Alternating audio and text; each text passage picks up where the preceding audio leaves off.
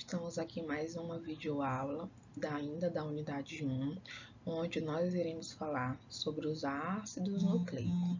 E primeiramente, turma, nós temos que falar e saber o que são os ácidos nucleicos, quais são os tipos. Indo adiante, sobre o conceito, nós trouxemos para vocês que são macromoléculas essenciais para todos os organismos vivos, pois são responsáveis por várias funções, principalmente pelo armazenamento, transmissão e expressão da informação genética. Então, aqui nós trouxemos esse conceito e também vamos falar que cabe a nós biólogos, futuros biólogos, ter o conhecimento que existe dois tipos principais de ácidos nucleicos, onde nós vamos ter o DNA, que ele é conhecido como ácido desoxirribonucleico, e o RNA, onde ele é conhecido como ácido ribonucleico. Então, a gente tem que estar bem ciente desses dois tipos e nós vamos ver, diante das nossas aulas a seguir, a diferença entre o DNA e o RNA.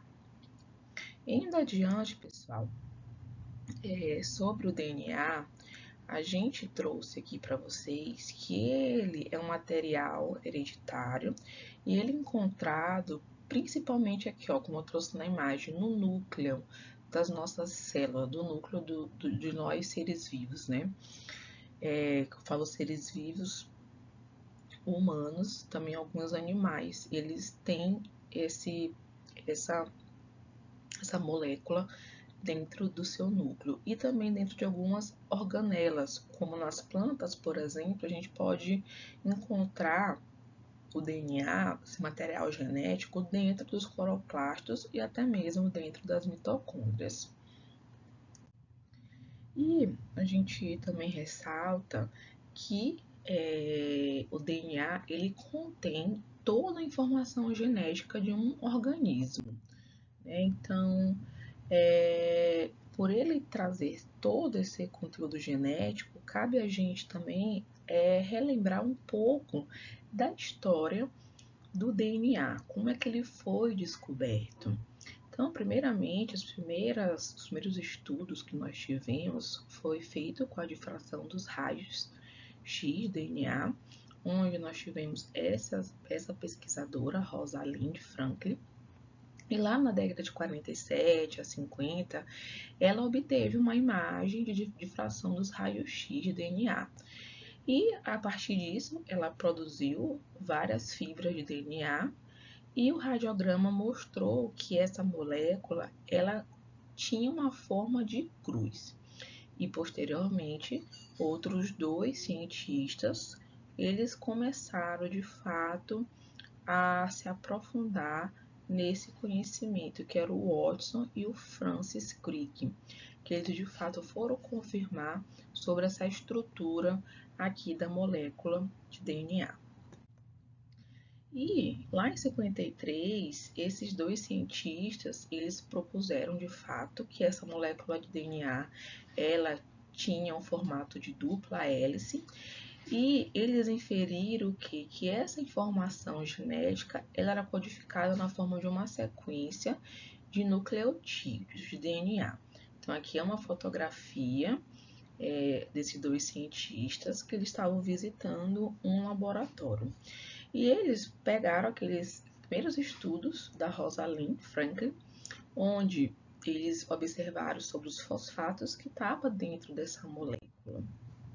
E com isso, o estudo desses cientistas, eles forneceram a criação do projeto Genoma Humano, que ele é um projeto que esse ano ele vai estar fazendo 34 anos, em outubro de 2024. E a partir do projeto Genoma Humano foi permitido ter essa sequência dos nucleotídeos da molécula de DNA, onde era interessante principalmente descobrir, né, sobre essa síntese de cópia. E esse projeto ele teve uma colaboração de mais de 2.800 pesquisadores, onde eles avaliaram 3 bilhões de pares de bases que compõem o nosso genoma, e eles foram sequenciados em mais de 20 mil genes, foram identificados e mapeados, assim facilitando vários estudos e várias identificações também. E a gente se questiona, por que sequenciar o genoma humano foi tão importante para a medicina? Primeiramente, é muito importante devido ao acesso às informações genéticas de um indivíduo, somente para a relação de doenças, prevenção, diagnóstico e também na escolha de um tratamento adequado.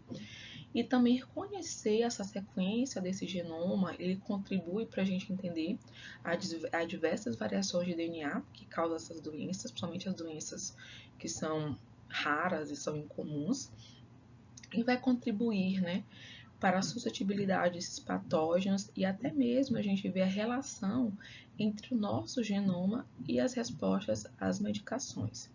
Além disso, o projeto Genoma ele foi de grande importância para o avanço de alguns estudos, principalmente os estudos na terapia gênica voltado para diversos tratamentos de diferentes tipos de câncer, principalmente o câncer de mama.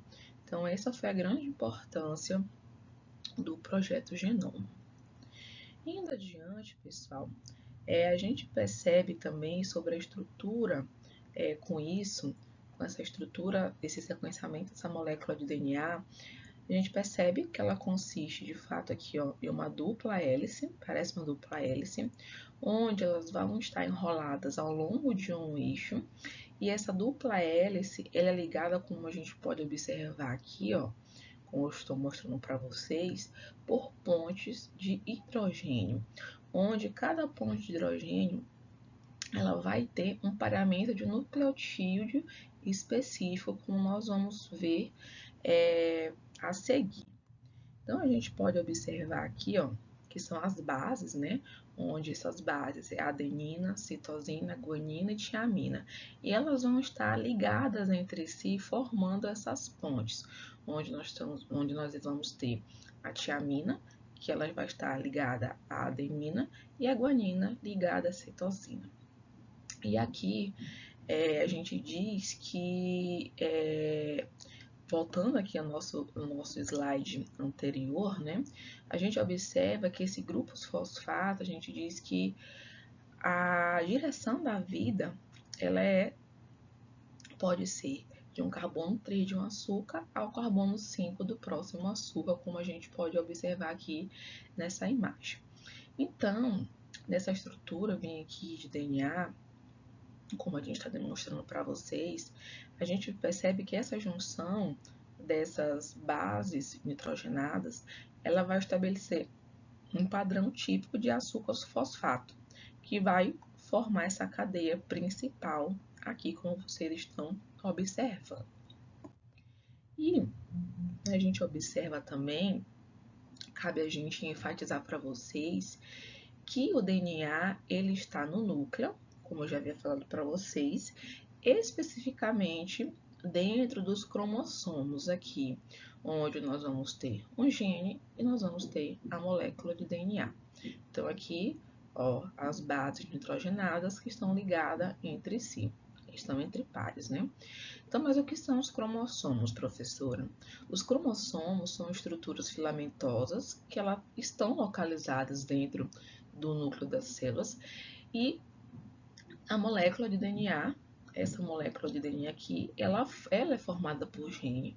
E esse gene ele vai estar contido dentro desses cromossomos, que onde eu já falei para vocês que os cromossomos eles são dentro do núcleo. Tudo bem, pessoal? Mas o que seria um gene? Um gene ele é uma sequência específica de nucleotídeo de DNA. Então, em alguns casos, casos RNA, alguns vírus, né?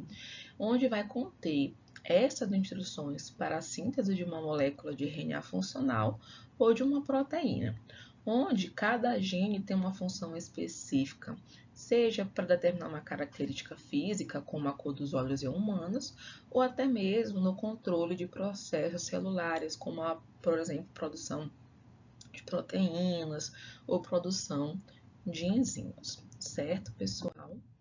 E aqui, e qual a diferença então do DNA para o RNA? Em relação à funcionalidade, eu falei para vocês que o DNA ele contém todo o material genético dos seres vivos. Já o RNA ele vai estar voltado para a síntese de proteínas. Então, a função dele é nessa síntese de proteínas.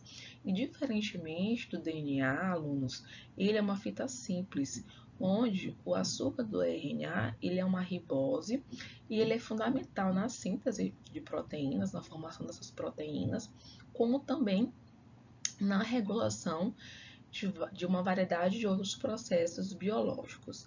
Outra também diferença que nós podemos observar aqui do RNA para o DNA é em relação às suas bases nitrogenadas. Então, a única diferença bem que é nessa mudança, onde nós vamos ter no DNA, nós temos a tiamina, como vocês podem observar aqui, nós temos a tiamina, e no RNA nós vamos ter a uracila, que é uma outra diferença também. E aqui nós temos alguns tipos de RNA e suas funções, onde nós vamos ter o RNA transportador, com a sua principal função é transportar aminoácidos para o local da síntese de proteínas. Nós vamos ter o RNA ribossomal, onde ele vai combinar essas proteínas para formar os ribossomos. Lembrando que os ribossomos é uma organela que está imersa no citoplasma lá da célula. Nós vamos ter o RNA mensageiro, onde esse RNA mensageiro ele vai direcionar essa ordem de aminoácidos na cadeia polipeptídica. O RNA nuclear pequeno, onde ele vai estar com sua função principalmente voltado para o processamento na forma madura dos eucarióticos, nós vamos ver todo esse processo. O microRNA, onde ele é muito importante para a questão do desenvolvimento, como também do crescimento dos seres vivos. E o RNA de interferência, onde ele vai afetar a expressão de genes e ele é usado principalmente para silenciar. Então, a gente observa que há 6 tipos de RNA que são conhecidos e eles são fundamentais para diversos processos celulares, como nós observamos aqui nessa tabela. Tudo bem, alunos? E cabe a gente também ressaltar que há uma diferença entre as células procarióticas e as células eucarióticas. Então, vamos relembrar um pouco da biologia celular.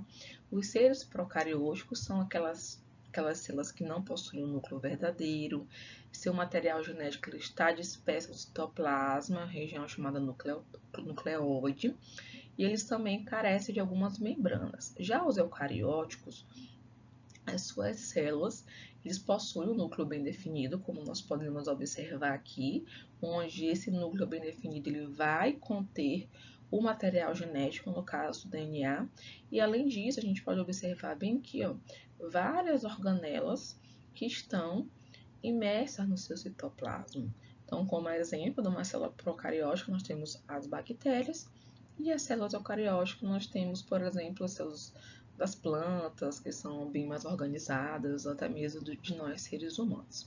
Então, por que eu trouxe essa diferença para a gente observar aqui hoje?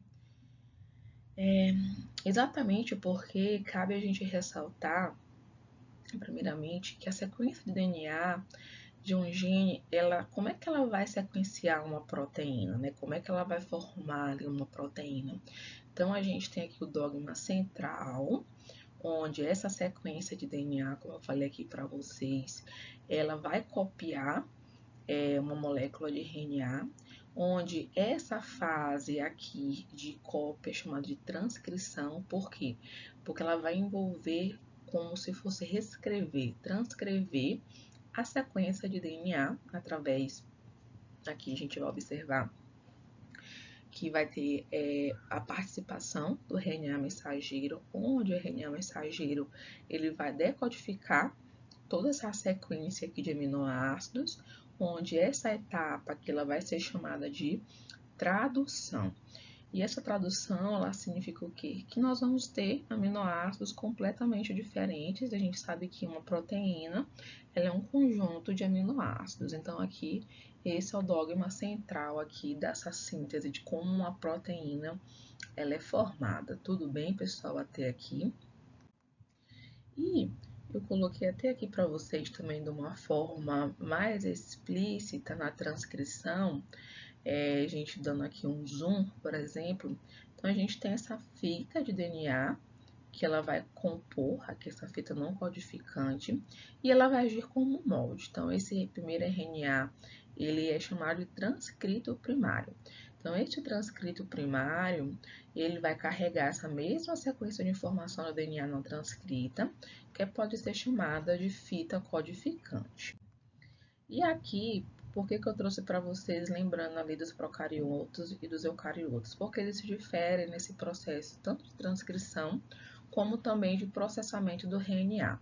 Então, por exemplo, as bactérias, como a gente pode observar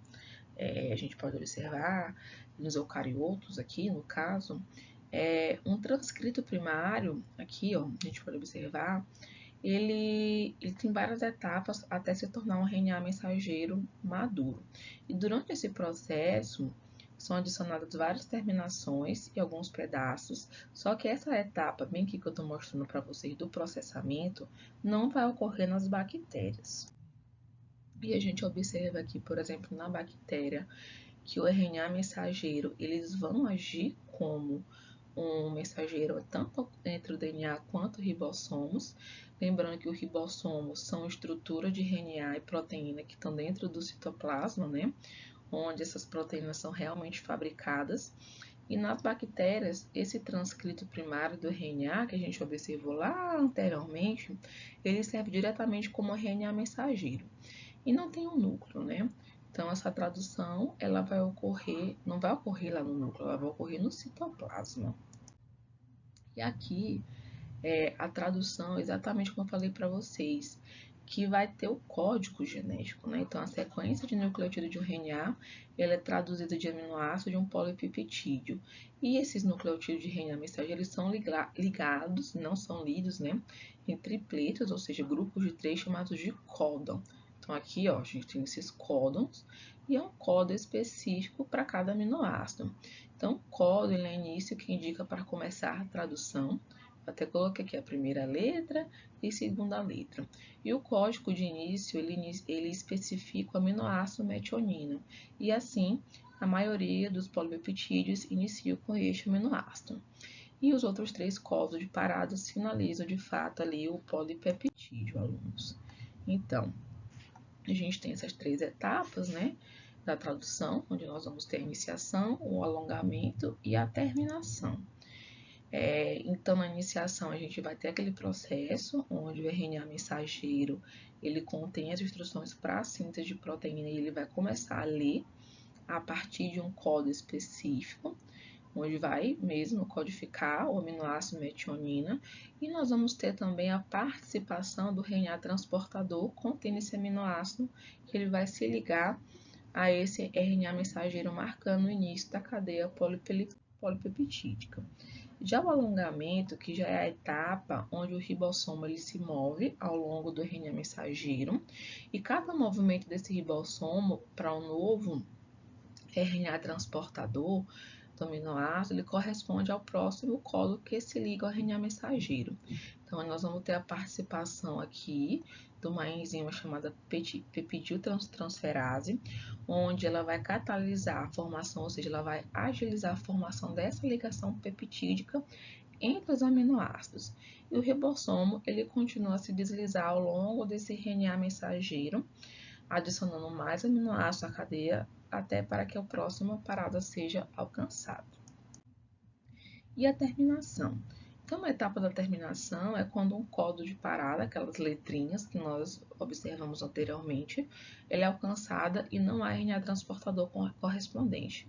Então, em vez disso, o fator de liberação se liga a esse ribossomo, onde vai promover a quebra, a hidrólise desse último RNA e último aminoácido, e o ribossoma ele vai se desprender desse RNA mensageiro e a cadeia polipeptídica ela é liberada. Então, as propriedades biológicas de cada célula são amplamente determinadas pelas proteínas que estão ativas dentro dela. Tudo bem? Até aqui, pessoal. E que vocês não se preocupem se não entender de primeira. Nós estamos aqui para ajudar e até a próxima.